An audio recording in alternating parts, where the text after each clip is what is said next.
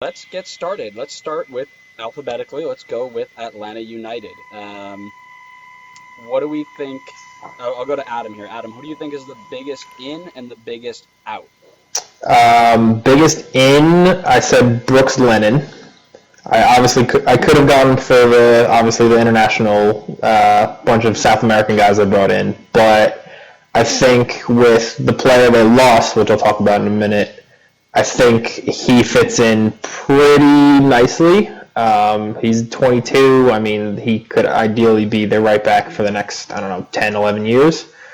Didn't have a terrible stat wise at RSL. 3 goals, 7 assists in about 90 games. But I think once he adjusts, he'll be just bombing down that right wing, just like the player I'm about to talk about, Julian Gressel. How on earth they let him go to DC is unbelievable. Yep. I was shocked when I saw this was official. This was a guy who fit that system just perfectly. I mean, his link-up play with Martinez sometimes was scary.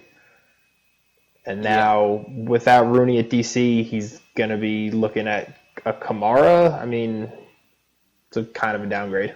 Yeah, just a little bit, right? So for me, I also for the longest time I had Lennon up there too. I thought he was going to fit in perfectly. He was a great addition. And then I saw a clip of this Rossetto guy that they just brought in. Mm-hmm. He is Miggy 2.0. He's Almiron 2.0. Everything he does looks exactly like what Almiron did, and they've been looking for that since he left. And Pity Martinez has not filled that role. So I'm gonna say he's the biggest in for them right now because he is going to be a difference maker. I literally I watched 30 seconds of his clips and he was just unreal. Again, it was against the USL side and it wasn't anything to write home about in terms of competition.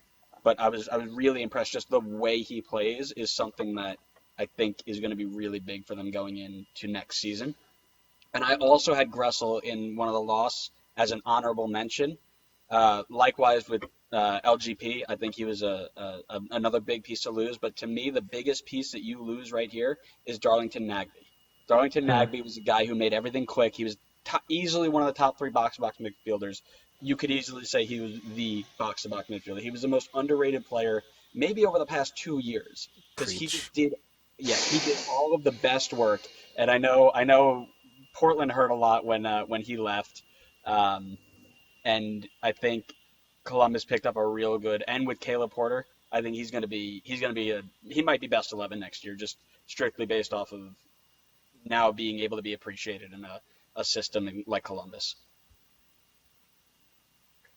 Yeah, when Nagby left Portland, that was miserable for Timbers. It was the entire midfield changed. I mean, the focus obviously went to Valeri, but it obviously changed everything when he left. So now going to Columbus, which would be a lot different for him. I mean, he isn't the goal scorer that everyone wants him to be, or everyone like kind of expected a little bit when he came in, but he is still a solid midfielder that maybe will bring Columbus back to the playoffs.